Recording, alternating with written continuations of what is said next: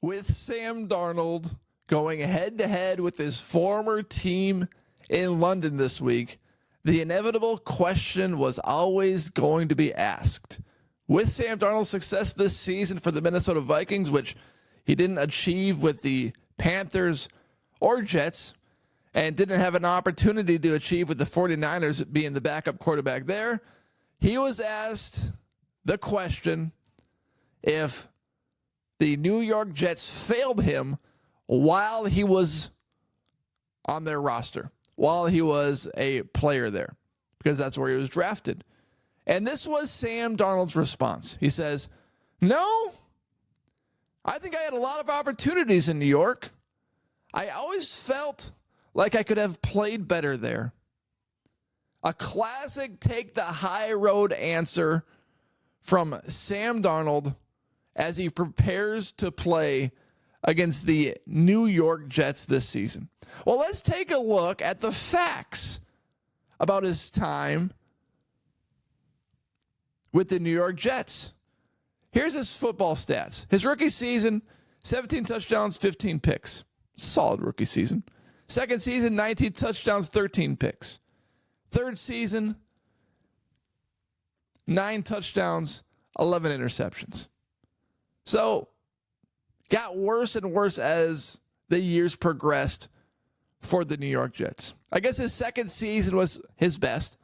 And then his last season, when you hope that quarterback takes that extra step and it, becomes a superstar caliber quarterback in this league, never took that step. Went from 19 touchdowns to 13 picks to 9 touchdowns to 11 picks.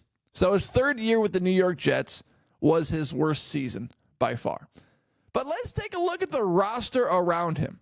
Not to mention that Adam Gase, who was his head coach for the New York Jets, is the offensive coordinator for the Miami Dolphins before that, and has not had a coaching opportunity. Maybe he's declined. Who knows what the situation is. But hasn't been a head coach or any kind of coach in the NFL since he was a coach with the New York Jets. But here, let's get to the real story, okay? Because Sam Darnold was not given much to work with at all with the Jets. Okay, here we go. Let's pull up the 2018 roster leaders from the New York Jets. Sam Darnold, QB1. Rushing, Isaiah Crowell, 13 games played, 143 carries, 685 yards. Okay. Receiving, Robbie Chosen was the number one option. 14 games played, 50 receptions, 752 yards, 6 touchdowns.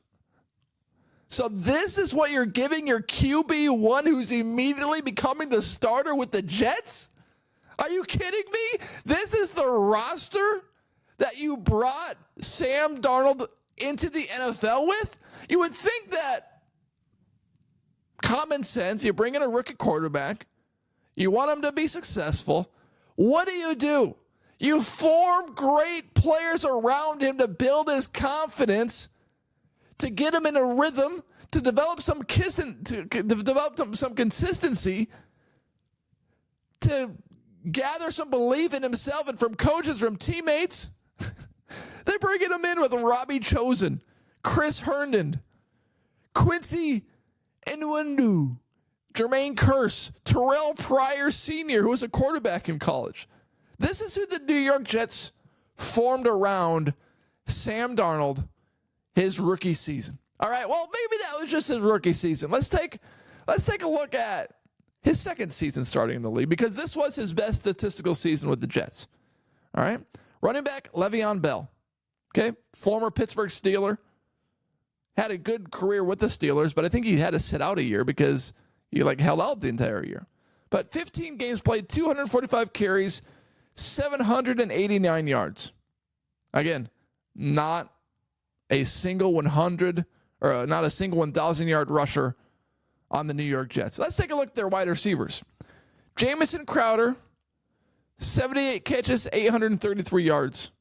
Robbie Chosen, 52 catches, 779 yards. Le'Veon Bell, third in receptions. 66 catches, 461 yards. Still no 1,000-yard wide receiver on the New York Jets in Sam Darnold's second season starting. You would think that, okay, we gave you a chance to start. Well, this offseason, we're going to get better players around you, and you're going to take off, and you are going to be our franchise guy for the next 10 to 15 years in this league. Besides Le'Veon Bell, who was aging at that point, and a Demaryius Thomas, RIP, who wasn't nearly the same player that he was with the Denver Broncos. Where did they add? Who did they add?